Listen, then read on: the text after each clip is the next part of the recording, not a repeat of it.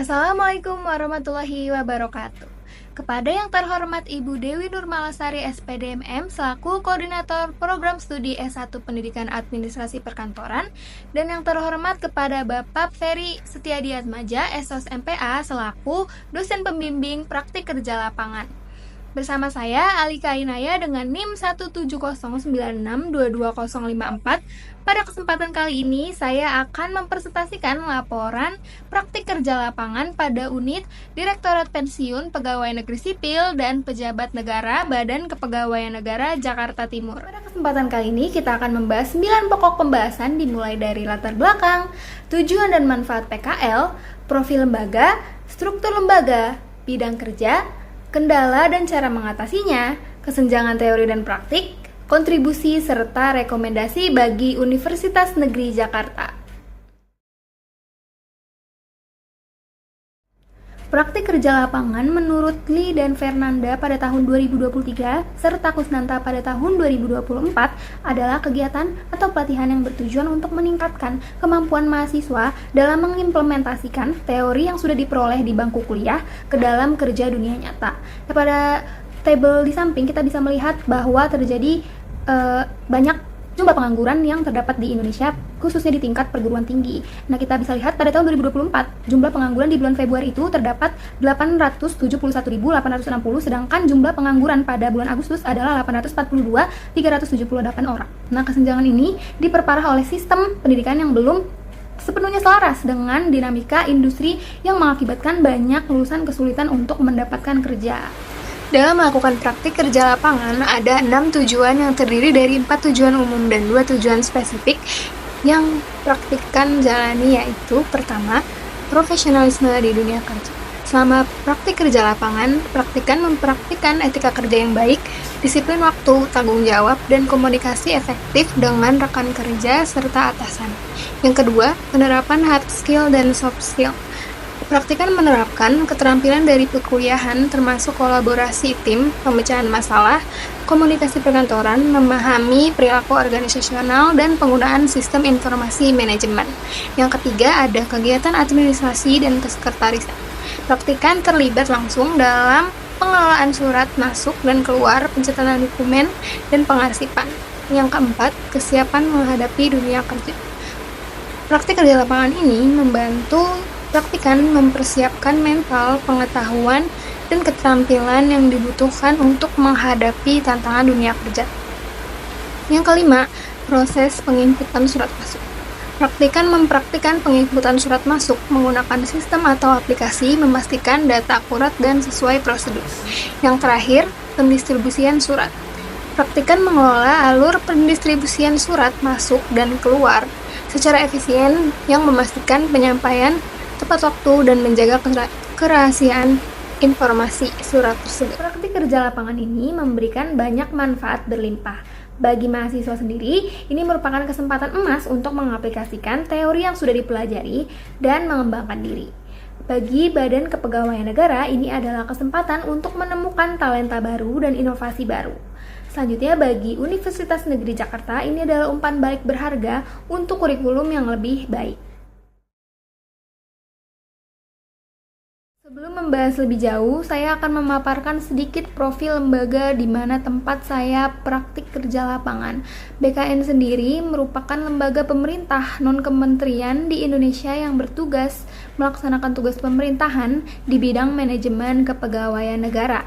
Untuk visi dari Badan Kepegawaian Negara sendiri adalah mewujudkan pengelolaan ASN yang profesional dan berintegritas. Untuk mewujudkan visi tersebut, misi dari Badan Kepegawaian Negara sendiri yang pertama ada pembinaan, penyelenggaraan, penyimpanan, pengawasan dan pengendalian, serta mengembangkan dan mengoptimalkan sistem manajemen internal BKN itu sendiri. Baiklah, selanjutnya ada struktur lembaga Badan Kepegawaian Negara. Berdasarkan peraturan BKN nomor 2 tahun 2020, struktur BKN terdiri dari kepala, wakil kepala, sekretaris utama, inspektorat, 5 biro, 4 deputi, 15 direktorat, dan 7 pusat pengembangan. Nah, untuk tempat saya ditempatkan dalam praktik kerja lapangan ini ada di unit pensiun, berfokus pada penyusunan dan pengelolaan pensiun bagi pegawai negeri sipil, memastikan hak-hak mereka terpenuhi dengan baik. Bidang kerja yang saya lakukan selama praktik kerja lapangan, yang pertama ada kegiatan input surat masuk dari internal maupun instansi atau lembaga lain mengenai pensiun pegawai negeri sipil dan pejabat negara untuk diproses oleh masing-masing kelompok kerja. Ini juga mencakup dari penerimaan surat masuk hingga membagikannya ke kelompok-kelompok kerja sesuai dengan disposisi dari pimpinan. Selanjutnya yang kedua adalah melakukan kegiatan input surat keluar untuk diserahkan ke bagian persuratan mengenai masalah yang sudah diproses oleh unit kerja. Ini dilakukan dengan memasukkan surat atau dokumen yang sudah diproses ke dalam amplop serta menuliskannya di dalam buku kendali surat keluar serta membagikannya langsung ke bagian persuratan. Yang ketiga ada melakukan tugas kesekretarisan seperti mengolah jadwal, korespondensi, dan dukungan teknis atasan dan pegawai. Selanjutnya ada kendala dan cara mengatasinya. Dalam pelaksanaan praktik kerja lapangan, saya menemui beberapa kendala. Yang pertama ada perubahan aplikasi input surat. Yang pertama dari Srikandi menjadi CASN yang masih dikerjakan oleh lembaga, menyebabkan rawan salah input surat masuk. Dan cara mengatasinya adalah menjaga komunikasi dengan mentor terkait setiap pembaruan yang terjadi pada aplikasi input surat. Selanjutnya yang kedua ada kurangnya koordinasi pendistribusian surat masuk antar unit kerja mengakibatkan surat masuk ganda. Jadi karena kita pakai CASN dan surat fisik juga, jadi terkadang ada surat masuk yang ganda, dan cara mengatasi kendala ini adalah memeriksa baik surat digital dan surat fisik yang masuk ke dalam unit kerja sehingga tidak terjadi surat ganda, serta menjaga komunikasi dengan unit kerja lainnya. Selanjutnya yang terakhir ada beberapa informasi yang tidak diperbolehkan disebarluaskan oleh lembaga karena termasuk ranah pribadi lembaga. Nah, untuk ini cara mengatasinya adalah komunikasi dan konsultasi dengan mentor mengenai hal yang diperbolehkan untuk diserahkan dalam laporan pelaksanaan praktik kerja lapangan. Selanjutnya ada kesenjangan teori dan praktik. Yang pertama ada masa retensi arsip. Untuk dokumen yang memiliki masa retensi kurang dari 5 tahun dan telah memenuhi ketentuan seperti sudah selesai diproses serta tidak diperlukan lagi untuk kegiatan kedinasan, dapat dimusnahkan. Nah, pemusnahan ini dilakukan menggunakan mesin pencacah kertas agar dokumen tidak bisa dibaca kembali maupun digunakan oleh pihak yang tidak berwenang. Selanjutnya ada pengelolaan surat keluar. Menurut Syabani dalam Raflika pada tahun 2025, pengelolaan surat keluar meliputi tahapan seperti pembuatan konsep, persetujuan konsep, pengertian surat, pemberian nomor surat, penyusunan surat yang telah disetujui, dan akhirnya pengiriman surat kepada pihak yang dituju. Namun dalam praktiknya, pengelolaan surat keluar di lembaga tempat praktikan melaksanakan praktik kerja lapangan setelah konsep surat disusun oleh staf atau pelaksana surat tersebut harus melalui proses telaah dan mendapatkan persetujuan berjenjang, tidak hanya dari pimpinan langsung di unit kerja tetapi juga dari deputi atau pejabat struktural lain yang terkait, dan hal ini dilakukan untuk memastikan bahwa isi surat telah sesuai dengan kebijakan yang berlaku dan dapat dipertanggungjawabkan. Selanjutnya ada kontribusi. Selain melakukan kontribusi di bidang pekerjaan rutin, kedua praktikan membuat flowchart atau bagan alir dari proses surat masuk hingga dibagikan kepada masing-masing unit kerja sesuai dengan disposisi pimpinan.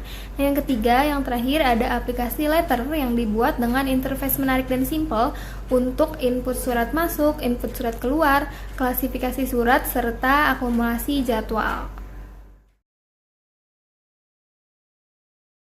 Selanjutnya ada rekomendasi bagi Universitas Negeri Jakarta. Di sini ada 3. Yang pertama ada penyesuaian kurikulum dengan praktik administrasi digital. Yang kedua menambahkan mata kuliah yang relevan dengan praktik kerja lapangan atau PKL untuk problem solving yang inovatif. Selanjutnya yang ketiga, jika tidak memungkinkan menambahkan mata kuliah, bisa membuat proyek mini administrasi digital guna meningkatkan keterampilan mahasiswa di administrasi digital. Selanjutnya di sini ada dokumentasi. Saya menyisipkan 2 dokumentasi selama saya melakukan praktik kerja. Baik, terima kasih atas perhatiannya. Jika ada salah kata maupun informasi, mohon dimaafkan. Akhir kata, wassalamualaikum warahmatullahi wabarakatuh.